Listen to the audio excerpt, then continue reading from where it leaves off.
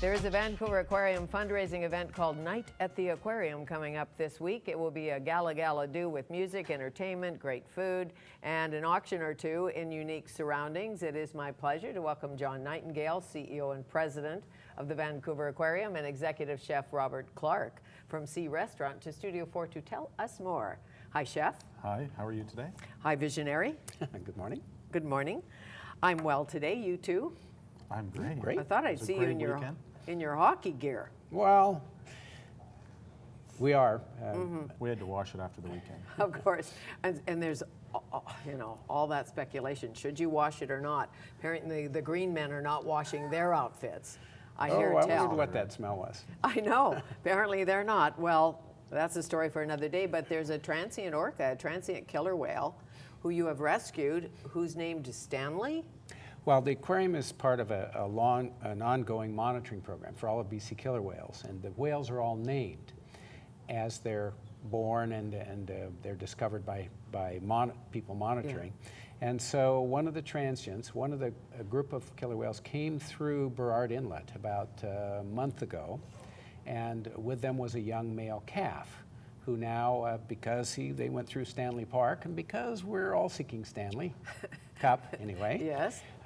The scientists all agreed, and that young male transient killer whale has been named Stanley. Stanley. So we're all seeking Stanley. Well, this is good. This is good. Tell me about Oceanwise. What does it mean?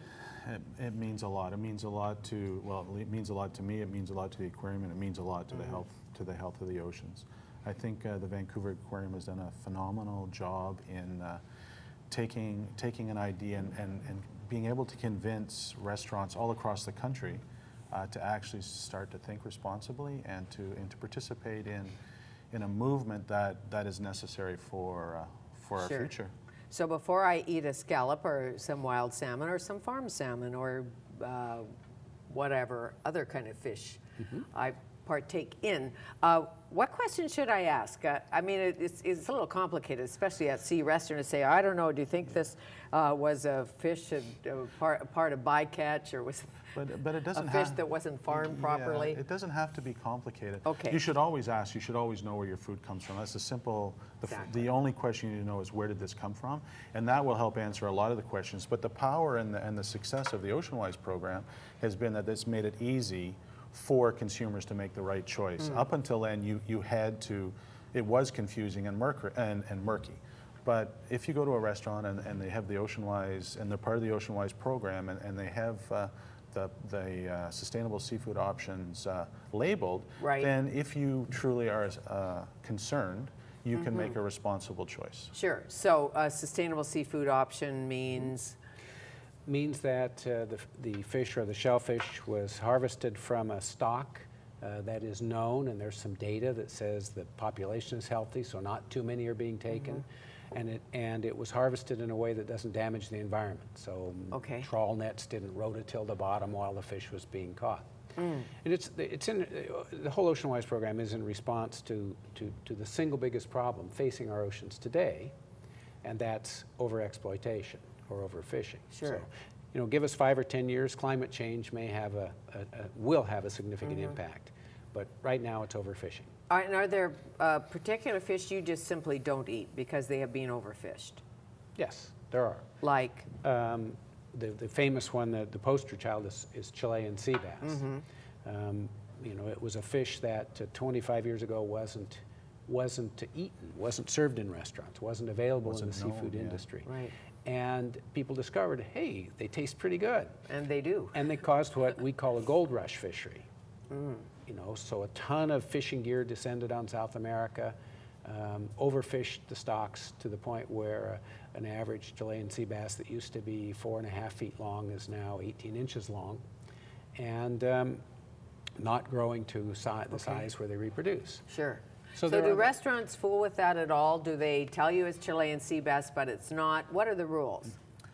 What do you mean, what are the rules? Well, I guess it's up to every chef and every restaurant and every owner. But, sometimes on the menu it says this is something, like this is veal, but it's not really, it's pork. Yeah, historically that has been known to happen in the hospitality industry with veal compared to pork. Right. But the real issue, well, what I notice in the seafood industry is in its distribution. So it wasn't so much that the restaurant was being misleading, but actually what you didn't necessarily know what you were buying. Okay. Like, I'm a huge advocate of labeling, of tagging. Like, if we counted every fish that came out of the ocean and it was traceable or transparent in a way that you could be assured where it came from, how it was harvested, when it was harvested, who harvested, we'd be in a lot better position than we Sure, are today. and especially when you're a chef of great renown like yourself, because he can make anything taste good. I think he could make the bottom of a shoe taste good. Actually, if you source sustainable seafood, you don't even have to know how to cook, because it tastes. It's been handled and it's been properly harvested. Right. It's at its optimum quality, and I mean that's the cornerstone Sure. of my success. Is Whether not my it's a creativity. rainbow trout or a tilapia or a catfish. Yeah. Okay, so this night, this gala The night, night. the night Of the year. the night at the aquarium. How long have you been doing this? This will be, we started in '94, so Right. 17 years this year.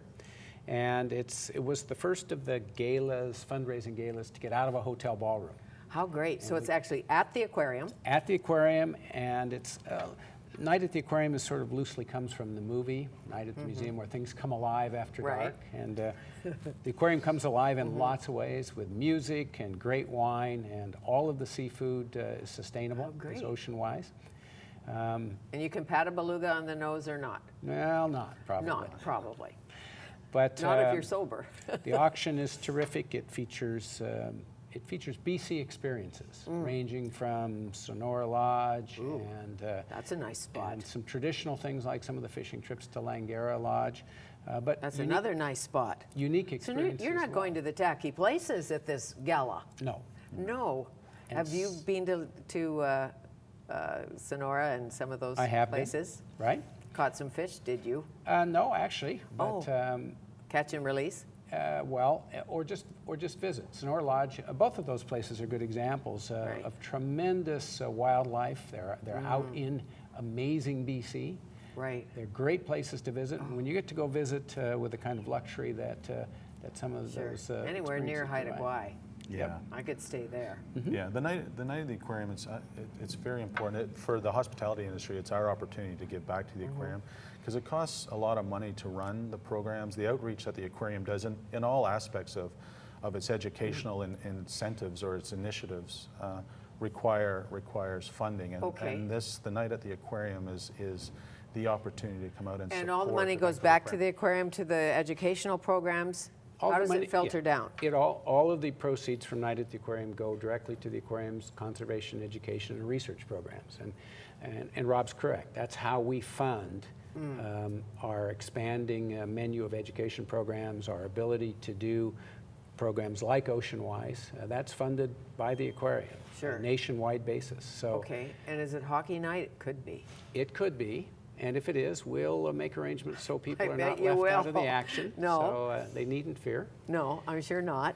So tickets are $250, and vanaqua.org, the aquarium's website, Okay. is a great place to go. Sure, vanaqua.org. Tickets $250, and there's a live auction, a silent auction. There's fabulous food. Fabulous sustainable food. Fabulous sustainable food. Is that logistically for you as a chef, coming out of your kitchen, trying to make a meal at the aquarium? No, not at little all. more I mean, difficult the or not? aquarium is like the best venue in the. It is such a great place to actually host events. Like it's phenomenal for the guests, and it's also great. I mean, you could be in a ballroom with no windows and you're sitting there, or you could be at the aquarium when you're like, you know what, I'm bored of talking to the guests. You can look around and see beautiful fish, beautiful mammal. Oh, yeah. Like it's and so phenomenal. food-wise, it's mostly fish? Yeah, and there'll be some vegetarian options, I'm sure. Right. Yeah. Yes, because vegan is a new thing, as you Well, probably it's not know. a new thing, but it's gaining momentum. Once President Bill Clinton became a vegan. Well, he's done a lot of things that not all of us Well, have to do. well, you never know Yeah. what will happen next. How nice to see you It was a again. pleasure. Pleasure. It's always Pleasure.